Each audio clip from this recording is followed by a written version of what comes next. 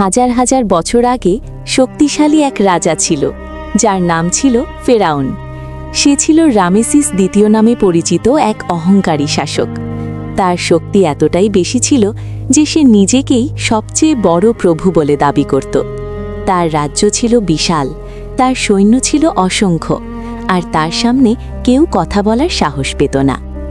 কিন্তু সেই সময়ে আল্লাহ পাঠালেন এক সাহসী নবী, মুসা ইবনে ইমরান আলাইহিসসালাম।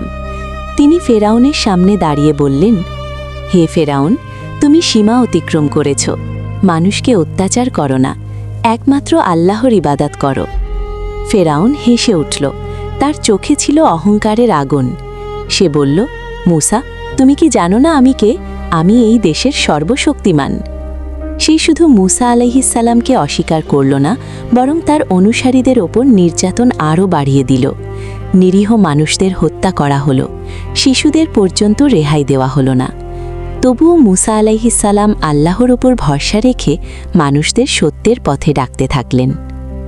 এক রাতে আল্লাহর নির্দেশ এলো, মুসা আলাইহিসসালাম যেন তার অনুসারীদের নিয়ে মিসর ছেড়ে চলে যান।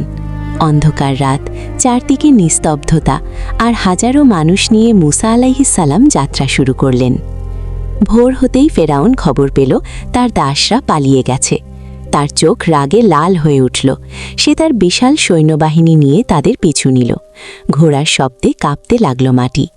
অবশেষে মুসা আলাইহিসসালাম এবং তার অনুসারীরা পৌঁছালেন লোহিত সাগরের তীরে। সামনে বিশাল সাগর, আর পিছনে ফেরাউনের ভয়ঙ্কর সৈন্যবাহিনী। মানুষ ভয়ে কাঁপতে লাগল। তারা বলল, হে মুসা, আমরা তো ধরা পড়ে গেলাম। কিন্তু মুসা আলাইহিসসালাম শান্ত কণ্ঠে বললেন, না, কখনোই না। আমার সাথে আমার প্রভু আছেন, তিনি অবশ্যই পথ দেখাবেন। তখন আল্লাহ নির্দেশ দিলেন, মুসা আলাইহিসসালাম তার লাঠি দিয়ে সাগরে আঘাত করুন। লাঠি আঘাত করতেই ঘটল এক অলৌকিক ঘটনা। সাগরের পানি দুই ভাগ হয়ে গেল। মাঝখানে তৈরি হলো শুকনো রাস্তা। দুই পাশে দাঁড়িয়ে রইল পানির বিশাল দেয়াল।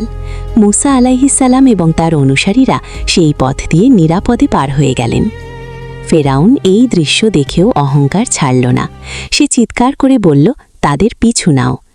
সে এবং তার সৈন্যরা সাগরের ভিতরে ঢুকে পড়ল। কিন্তু যখন তারা মাঝখানে পৌঁছাল, তখন আল্লাহর আদেশ এলো। হঠাৎ করে সেই বিশাল পানির দেয়াল ভেঙে পড়ল। চারদিকে শুধু পানি আর পানি। ফেরাউন বুঝতে পারল তার সেই সময় এসে গেছে। ডুবে যাওয়ার মুহূর্তে সে চিৎকার করে বলল, আমি বিশ্বাস করি সেই প্রভুর ওপর যার উপর বনি ইসরায়েল বিশ্বাস করে। কিন্তু তখন অনেক দেরি হয়ে গেছে। তার অহংকার, তার ক্ষমতা, তার সৈন্য কিছুই তাকে বাঁচাতে পারল না। সাগরের গভীরে ডুবে গেল সেই শক্তিশালী রাজা, যে নিজেকে প্রভু মনে করত। এই ঘটনার কথা আল্লাহ উল্লেখ করেছেন কুরআনে, যাতে মানুষ শিক্ষা নিতে পারে। অহংকারের শেষ পরিণতি সবসময় ভয়ঙ্কর। ফেরাউন ছিল শক্তিশালী, কিন্তু সত্যের সামনে সে ছিল অসহায়। আর মুসা আলাইহিসসালাম ছিলেন একা, কিন্তু আল্লাহর সাহায্যে তিনি হয়েছিলেন বিজয়ী। এই ঘটনা আমাদের শেখায়, অন্যায় যত শক্তিশালী হোক, সত্যের বিজয় একদিন অবশ্যই হবে। আর অহংকার মানুষকে এমন জায়গায় নিয়ে যায় যেখান থেকে আর ফিরে আসা যায় না।